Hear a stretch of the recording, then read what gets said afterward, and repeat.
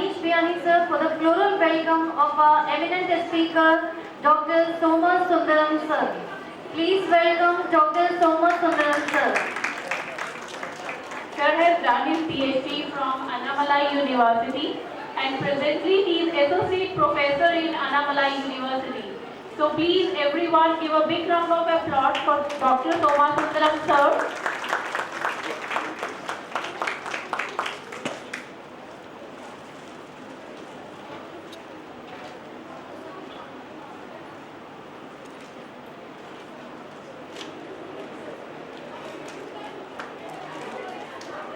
Thank you sir. Now I would like to request Dr. Sunita ma'am for the floral welcome of Professor Manish Biyani sir. Please welcome Professor Manish Biyani sir. Sir is Director, Research and Development as well as Working Project Professor in Jaipur. Please give him a huge round of applause.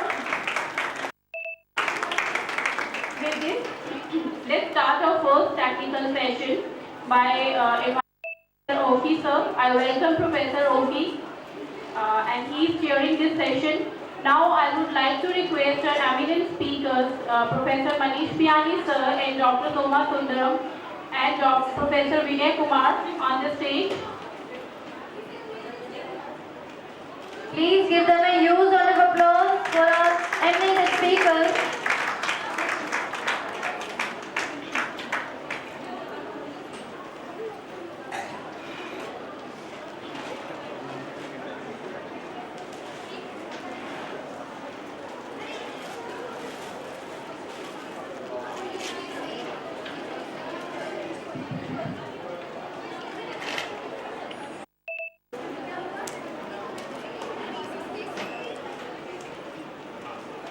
Raju.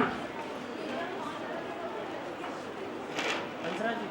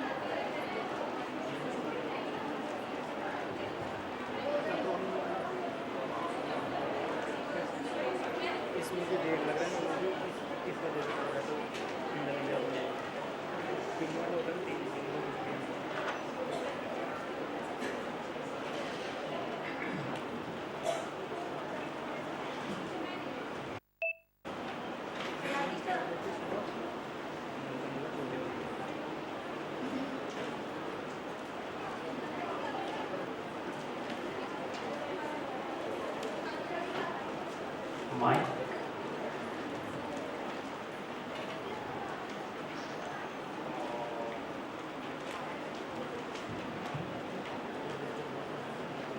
It's time to start the next session.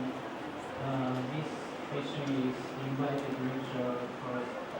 And the first speaker in this session is Professor Biyani. The title of his talk is Realistic Biosensor for Unreachable Biomarker-Based Diagnosis.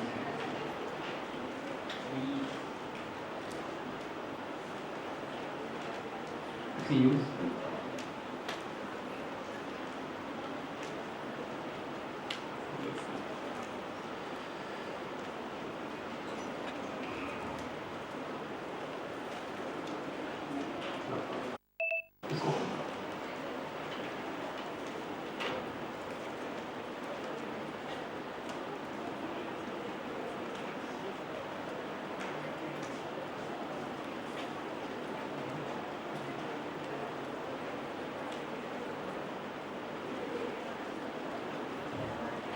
Okay, here we go.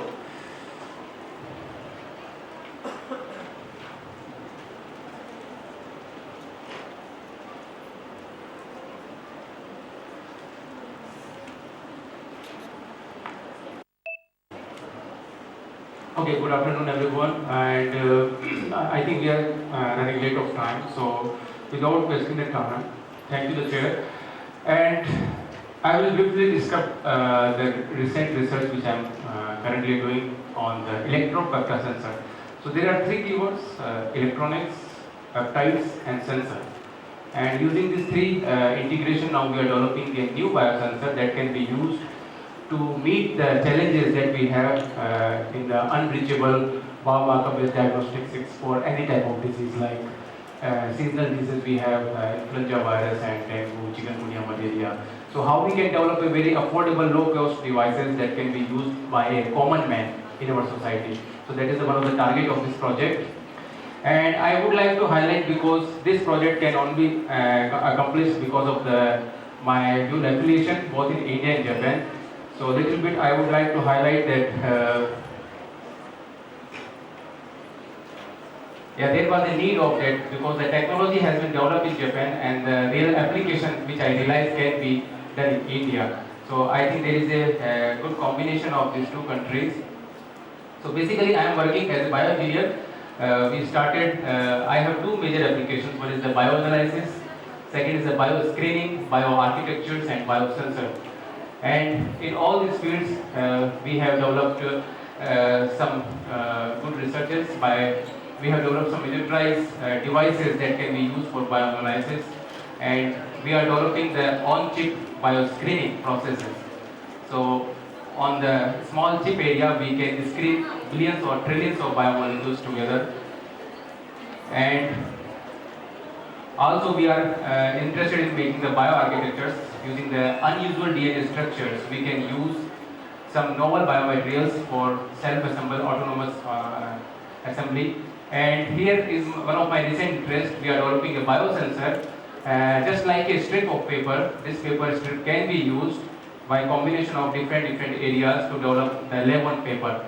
So today I am going to tell you about something about the lab on paper that we call the point of care nano biosensor. So this is the ultimate outline of my project. So for early diagnosis, something that can be used at home to get the primary symptoms of our disease or how the disease appear. So by targeting the early diagnosis and to make it for the barrier-free point of care biosensor for our healthy society. So what we are planning here to integrate three different areas. One is the nanosensor development that we use to improve the sensitivity of signals from the antigens. And second, we are developing our own new bioprobes that can be developed for any specific target of diseases.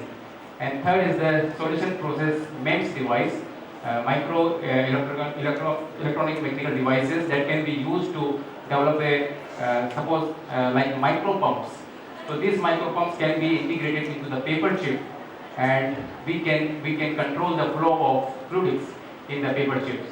So by integrating all these three, what we are targeting here to make a novel paper chips looks like here. You can see here that your blood drops or your saliva from your mouth can be integrated, can become in this chip, and then can process to many micro pumps and devices, and ultimately you will get a signals that how many biomarkers in quantitatively how many biomarkers in your blood that can help us to detect the risk or symptoms that we are going to have in near future.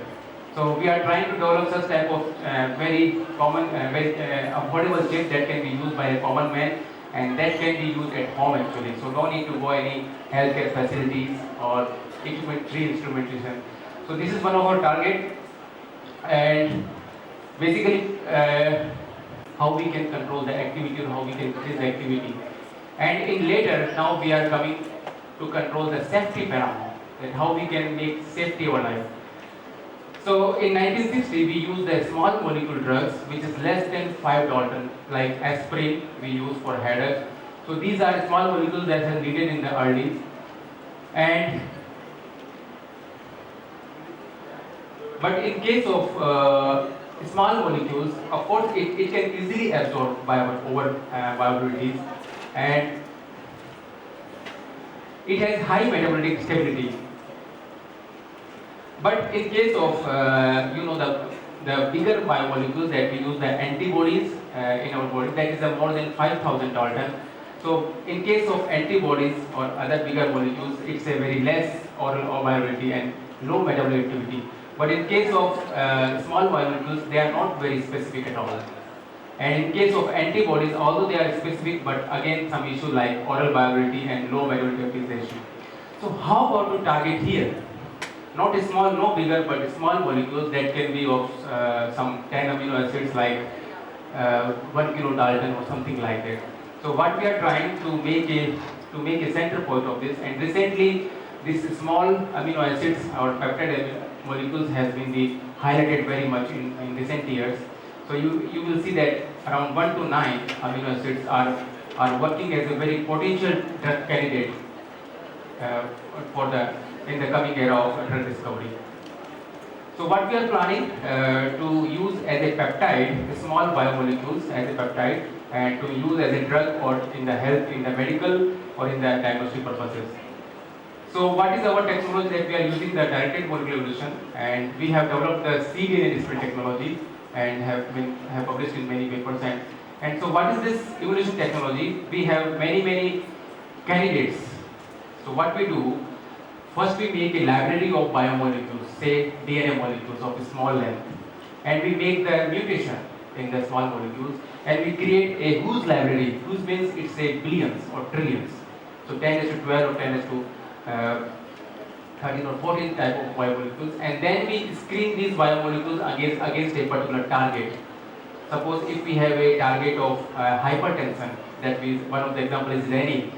Renin can be as a biomarker for our cardiovascular risk. So if we can have renin here, and we find which biomolecules have a good affinity and can bind with the renin.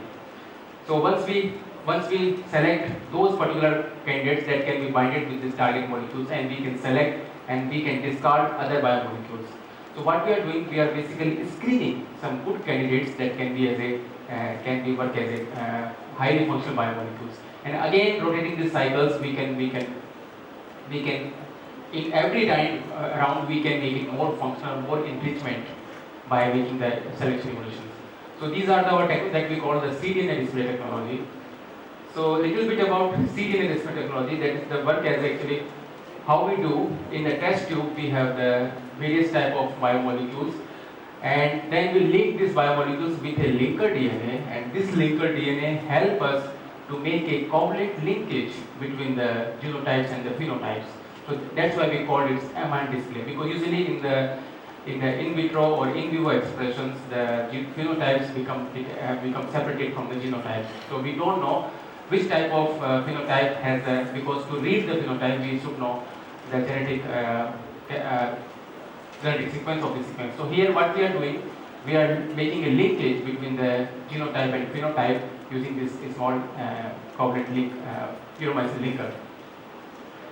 And now today I am going to tell you about one of the target renin. Renin is one of the protein, actually proteas that work to help us to know the status of cardiovascular disease.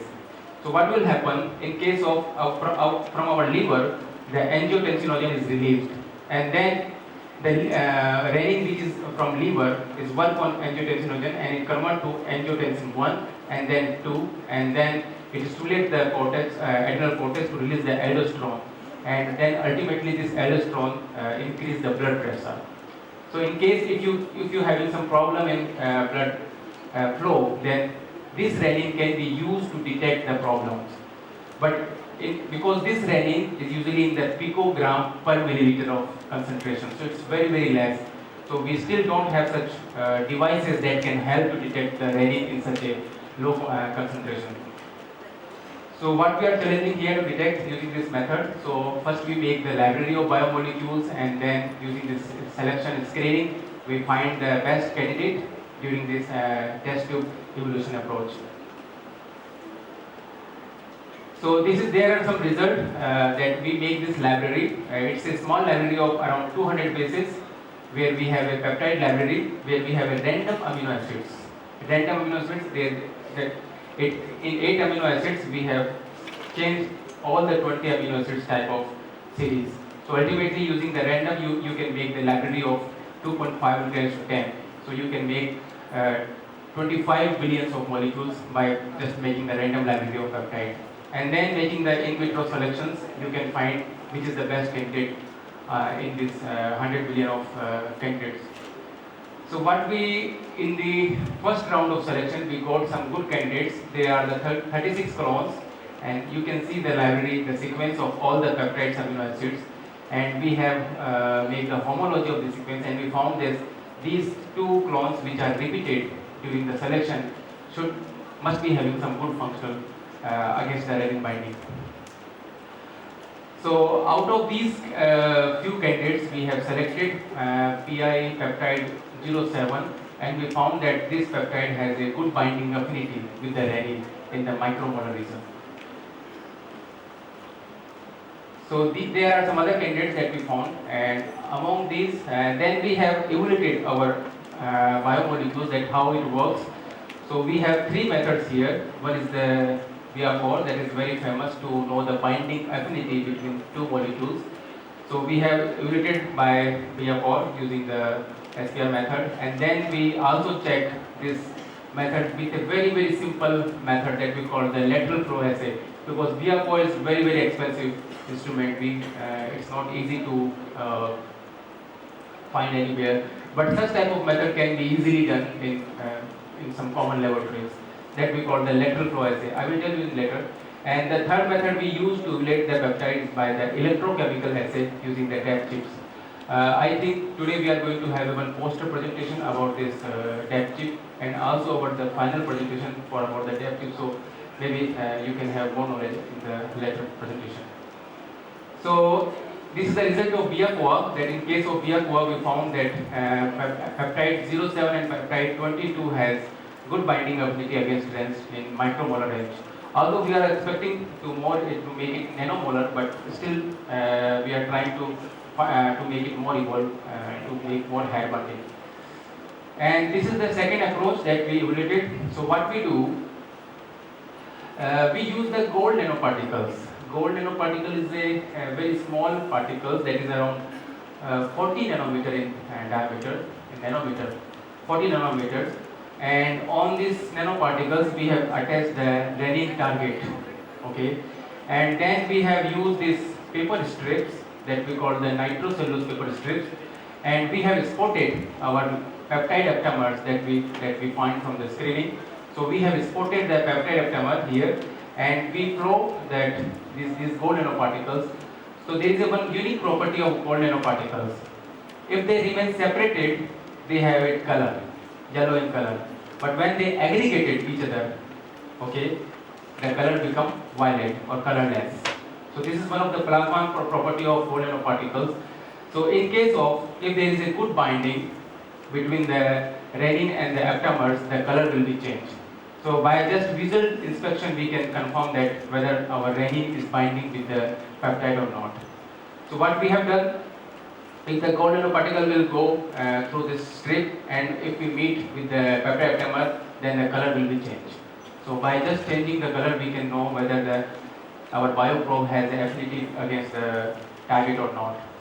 So there are some results for some few peptides, and you can see we compare 7, 13, 15, 17 and 22 aptamers, and in case of 13 and 17 we got the signals around 56 and 19 as the optical intensity. So out of these 5 aptamers, we could select 13 and 17 as some few bioprobe target molecules against the renin. And next we have evaluated this probe by the electrochemical method. What we can better treat the disease. Suppose in case of influenza virus that we have last year, more than 500 people died in Rajasthan. It's very bad actually. So if we have such type of technology and detection method, so we don't need to go anywhere. Even at the home, we can know whether we have normal common cold or whether we have an influenza virus. And once we know, then we can further go for the health checkup. So briefly, high affinity peptide aptamers probes were identified for this reading using our technology, and these aptamer probes can be successfully integrated onto the nano devices and can be able to detect the reading in few hundred nanogram per ml in samples. And a portable electrochemical biosensor platform is designed and demonstrated for point of care applications. So these are one of the new biosensors that we have developed. And yes, this is one of the picture where the work has been done, JOIST. It is the peak summer, and this is the building of JOIST, and here we have one of the famous mountain, Haksan, around 2000 meter height. And so this is one of the winter, and yes, we also, all the seasons are so beautiful in JOIST, spring and autumn. And I greatly acknowledge the work to my collaborator in Calcutta Laboratories. So thank you very much for listening to me.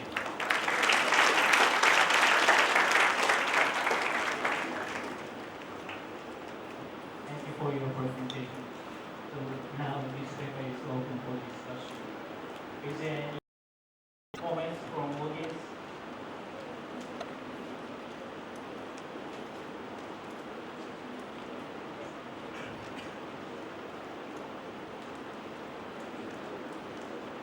Yes, please.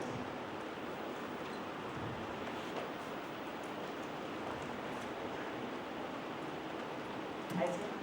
So I want to ask how this technique would be against viruses. Yes. So like here we use the renin as a target. So if you have a virus, so virus has the nuclear protein and cell membrane protein. So you can target some protein of cell membrane as a target. So if you incubate your library of your probe library with the virus, so some virus, the virus protein can, like in influenza, we have H1N1 protein. So this protein can be as a target for the probe. Sir, what about the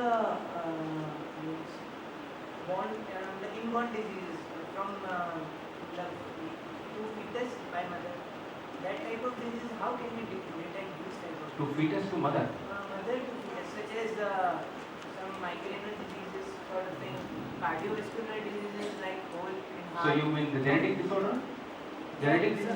Some sort of genetic also and cardiovascular means you are saying that preliminary we can determine many type of diseases. So how this technique would be helpful for those type? So I am not actually getting you. Your question is that how we use this technique to get the genetic No, sir, heredity disorder, or? yes, sir. Genetic disorder also, and how we can cure those type of diseases also. First determination also, and then curing also. Well, here we are talking about diagnostic only, not curing actually. Although this can be as a drug candidate also, but this biosensor is working for diagnostics. And rather concerned that you are talking from fetus to mother, or mother to fetus, whatever. So, well, if we have some sample from fetus sample, then if we can check or we can compare both the parent and fetus samples, how they differentiate with each other. So, such information can help us to know the difference between the vaginal sample. So, yeah, because the point is here that sensitivity, because this system have very highly sensitive, so it can detect the target even in the nanogram to picograms. So even if your sample have very low amount of antigens or difference between the enzymes or some other, so it can be easily detectable like this. So yeah.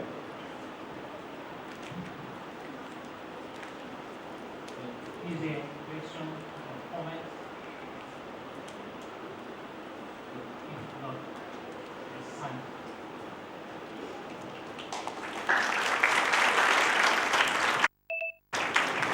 Now we move to the next presentation.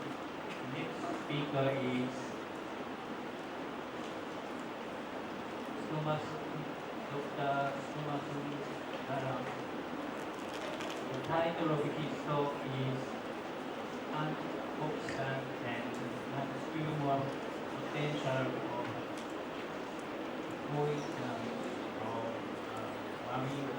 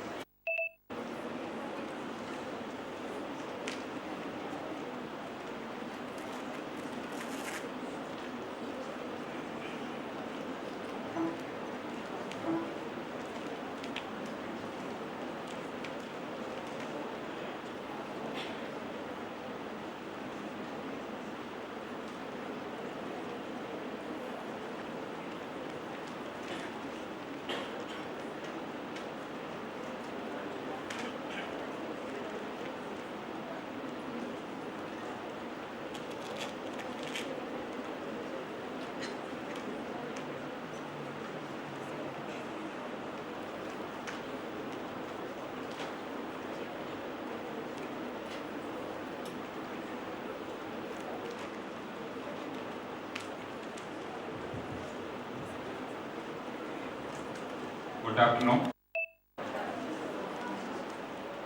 Are you tired after hearing long speeches? Okay. Be cheerful. Cheer. Everybody. Cheer. Right.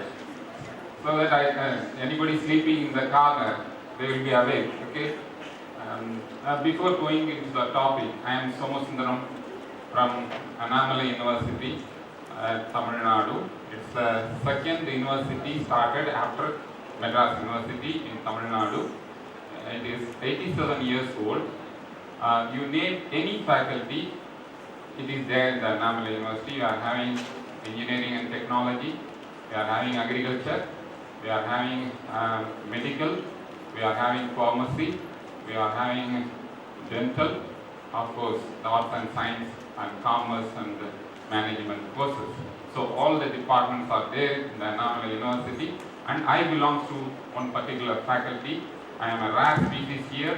I belong to the Faculty of Marine Sciences, and of course, I am purely a biologist and work on various aspects which include one of the aspects is looking for some molecular leads which has potential drug value. It can work against the proliferation of cancer cells. And today's my topic is some antioxidant and anti-tumor potential of picoidins from marine brown alga, Herbaneria conidus. Brown alga is nothing but the seaweeds. Normally seaweeds weeds means what? We will remove from the field. But here the weeds are very valuable product, and Japanese, they very well know what's the value of seaweed, because they used to call it a sea vegetable. And some of the papers cardiovascular diseases as well as non-communicable diseases,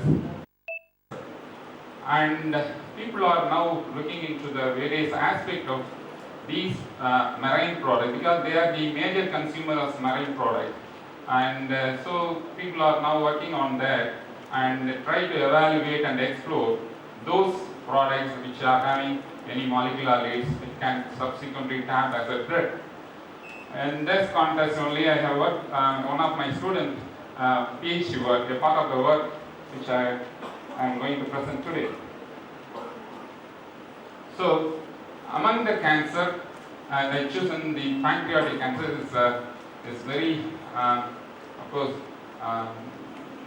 you cannot, maybe by molecular markers we can detect earlier. Earlier diagnosis is a big issue to identify such cancer, and pancreatic cancer is the one. And with the estimated 5-year survival rate of less than 6%, that survival is, if the person is identified with the pancreatic cancer, maybe has to adapt to live in extreme conditions. So they have to produce certain metabolic product, secondary metabolic product that is having tremendous value. That is why people are looking into the marine animals or these kind of algae and try to evaluate the potential nature of the molecular leads.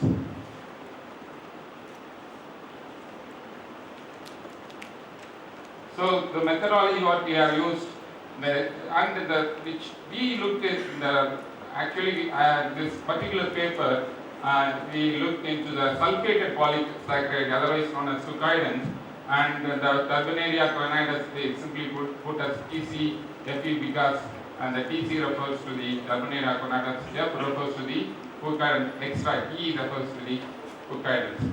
And we have done all these sugars, sulfate, protein, uranic acid, and elemental analysis, and FDIR.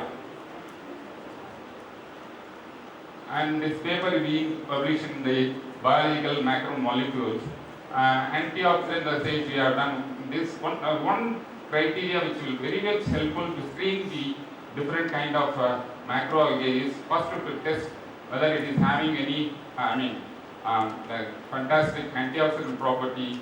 Then if you are most of the natural products are having such property, even then, is one of the screening methods to understand whether it may have the anti-cancer property or not. So through this particular analysis, we will enter into the next phases, the anti-cancer property using some cell lines. And we looked into the hydroxyl radical scavenging, superoxide radical scavenging assay, nitric acid radical scavenging, DPPH and ABTS.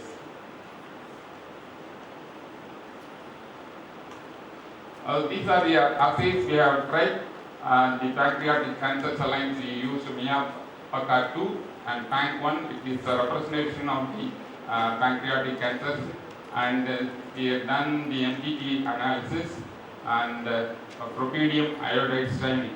It particularly refers to the method of the staining, which will helpful to evaluate whether the control of the cancer growth through apoptosis.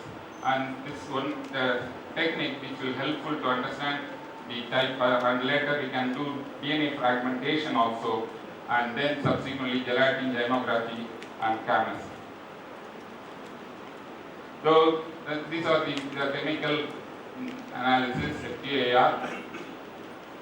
And here you can see we take gallic acid as a standard to understand whether it is having an antioxidant property or not. And we try with the different microgram per ml of the product which we have isolated, and try that it is increasing with the increasing concentration, the scavenging acid. And next, we tried with the superoxide. Here also see the same trend when the concentration is increased, but of course it twofold when compared to gallic acid. We need the concentration should twofold of the extract. And of course the nitric oxide also showing same kind of trend, and DPPH of course. MTTC says one of the methods we have used a cell line MIA-PACA2 cells, where we try to evaluate which is controlling the proliferation of the cells during various incubation periods. We have tried with 24 hours, 48 hours and 72 hours, and concentration varied between 100 to, started from 6.25 microgram per ml to 100. It is put in the other way around, and which shows that higher concentration have definite control over the cells when compared with the control. The control groups are in the dark color and the test is in the last one. And pH staining, this I told you that you can see the fluorescent under the fluorescent microscopy. You can see, I'm sorry that the PANC1 cells are not visible so much because of the contrast is not fine. The other one you can see the MIA-PACA2, where you can see the cells after treatment, you can see the breaking of the cells, and subsequently it is undergoing the death phase.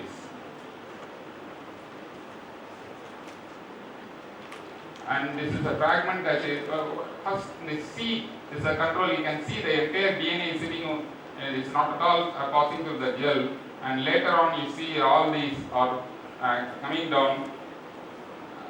And one of the particular experiment we have done is gelatin zymography, where we have used two markers. One is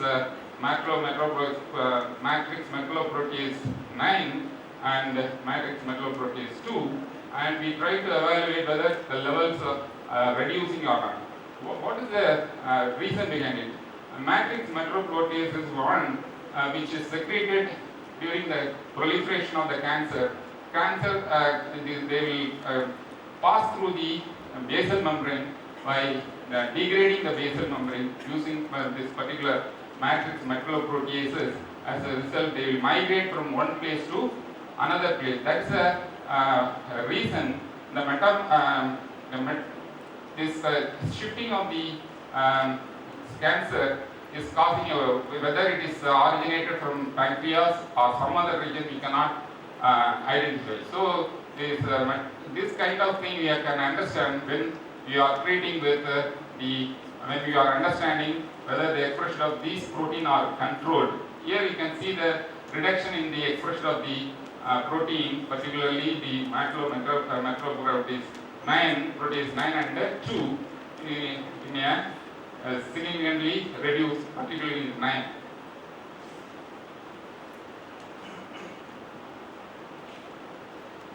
And here another problem with the cancer cell. Cancer cells require a lot of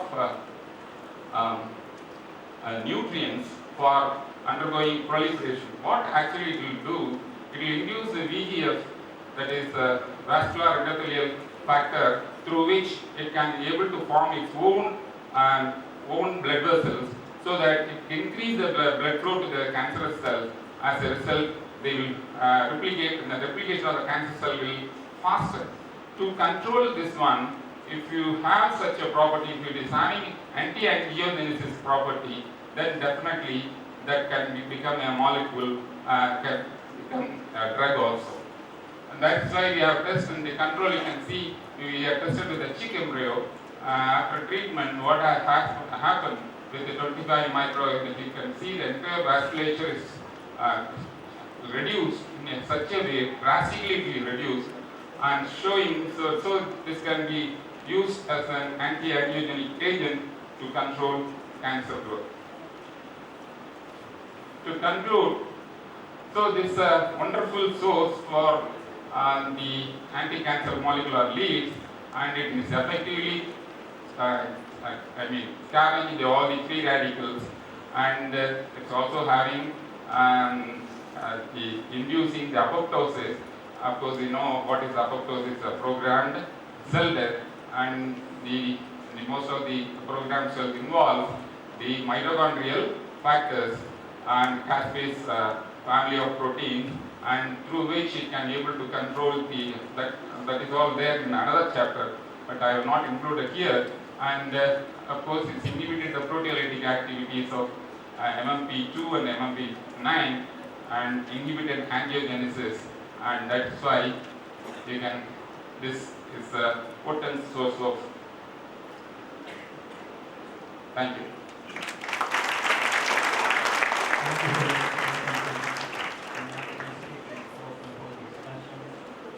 Is there any question or comment from audience? You are welcome to ask questions.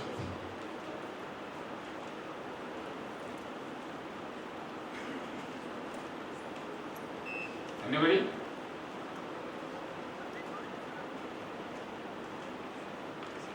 Thank you.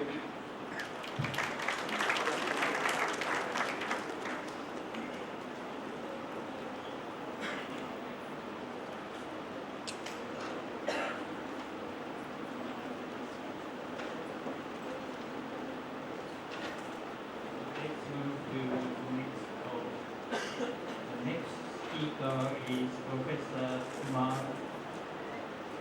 The title of his talk is Novel Agri-Genomic Approaches in Stress.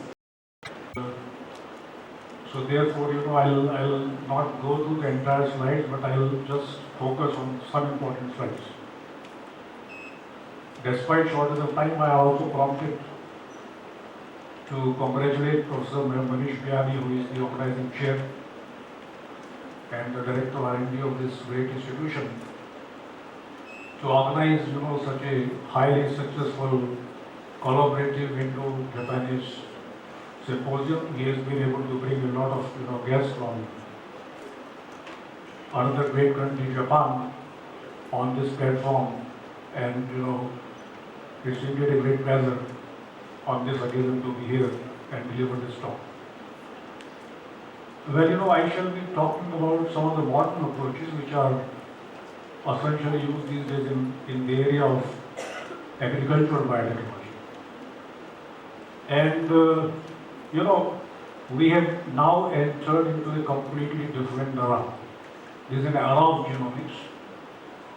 We have very, very modern genome sequencing technology that are available, and a lot of genomes are very, very rapidly sequenced. And this is indeed posing a lot of problems with how to get useful information out of that and then apply that information for the improvement of our agricultural programs. So that is where the focus of this talk lies. And in this context, the first, all of you are well posted that, the plants deal with a variety of different kind of stresses, which are essentially put into two different categories, that is the biotic stresses and the abiotic stresses. The biotic stresses alone are responsible for damaging approximately 40% of the total crop. So essentially, just about 63% of the crop is rendered useful, and the rest of it is completely damaged by, by these biotic stresses, or which, you have weeds, pests and diseases, they have in full shape. And then of course, in addition, we have a variety of, abiotic stresses which are equally damaging. Our, globally approximately 22% of the agricultural land is affected by, is saline, in fact nothing grows there. Then we have, at the top of it, we have drought stress also, and they are, also greatly contributing in reducing the yield of the crop. So that is one fact, and then on the contrary, we have another fact, and that is we have to rise, we have to, address the issues of food security, because the problem lies because, in 2000, our population happens to grow steadily, of course. In 2000, we were 6 million, and by 2050, we are expected to grow to 9 billion. You see, so tremendous growth, and of course, India, as a developing country, has to take up the challenge because most of the population growth, in fact 98% of the population growth, has to be contributed by the developing country. So you see, these are the issues which you have to think, which you have to, ponder over before I initiate my talk and take you into the technical aspects. You must as well know, as I already told you, the data is growing. Our genomics data is tremendously growing. We have, next-gen sequencing technologies, and you cannot imagine the pace at which now the complete genomes of the organisms are sequenced. And as it stands today, not in fact today, but as per the, the gold database in 2014, which is last year, that is the recent most update, more than, in fact now close to 7,000 genomes have been fully sequenced from different organisms. So how to handle that kind of information? See, that is a big challenge. And if I give you another piece of information, because all these would be eventually useful for you to follow my talk, plant genome sizes. This is very, very interesting. Please be attentive on this slide. They greatly vary. If we talk of the angiospermic plants alone, forget about the alga, etc. If I start from this place, Cardamom numera, which is 54 MB, very small. That is the smallest genome which is known in the angiospermic plants. But then on the contrary, it goes up to, within the angiospermic plant, it goes up to 143,000 MB. In Paris, which is, octaploid. But even if you compare only with the diploid plants and take the example of Fritillaria, which is the largest diploid, still you have 124,000 MB. So huge difference. Some 300,000 difference in terms of the genome size if you talk about angiospermic plants. So you have a huge variety. This of course does not happen in gymnosperms. Gymnosperms, they have relatively consistent size of genome, but angiosperm offer a tremendous variety, and of course the photographs of the plant which I talked about. Now, it is another important thing for you to understand is the term, which of course, because I find many of the students are sitting in this gathering, C-value paradox. So, normally, one would anticipate that when you talk of a small genome, 54 MB, and then you talk of a very, very large genome of some 24,000 MBs, Then initially the scientists correlated this with the complexity of an organism. They thought that smaller the genome, simpler the organism, and as the genome size goes up, it would lead to more and more complications. But that was not happening, for instance, if you compare, just this 54 MB, see, it's seemed to be quite complicated, fully grown plant, and if you go to fritillaria, so they seem to be alike. I mean, they seem to be equally simple or equally complicated. So gradually, you see, the scientists were realizing that the size of the genome does not have any positive relationship with the complexity of an organism, and therefore this term got to be introduced, which was called as C is the genome content, C value paradox, and this, of course, was later replaced by C value enigma, that's a puzzle, because that would, as gradually the scientists understood that size of the genome may not necessarily be correlated with the total number of genes which they have. So it is essentially the genes which are playing a role, and the remaining of it, of course, happens to be, as you know, is called as junk DNA. So it all depends, what is the size of junk DNA, and that, of course, would lead to a lot of variations. And plant genomes, as you know, can be much, much larger than even the human genome, which is approximately 3000 MB, whereas triticum, the most important precious crop, is about 17,000 MB. So you see, so plant genome sizes, should have, this impression in your mind, this is factual information, they vary a lot, and of course, they could be several times more than even the size of the human being. But ultimately, if you talk of the gene space, the actual gene space, that is, of course, much less. It could be, it all depends in different branches. So the point that I'm trying to make is that you now have, a whole lot of information. We have so many genes, so many genomes are being made available. Now what to do with that kind of information? How to find out the functions of the protein? Can you do it in the laboratory? Because every day you have, new organism genome added to the existing ones. So can you get some sense out of it? Because if you, let us say you try to find out the functions of the gene and the protein in the laboratory, in the wet laboratory, isolate that protein, carry out, in vitro translation you can do to carry out to start with, and then carry out different tests of the proteins for their functions. So many parameters will have to be established. So it's a highly time-consuming process. And it would be just impossible to keep the pace to find out the functions of the protein with the pace of discovery of genes. That is just not possible.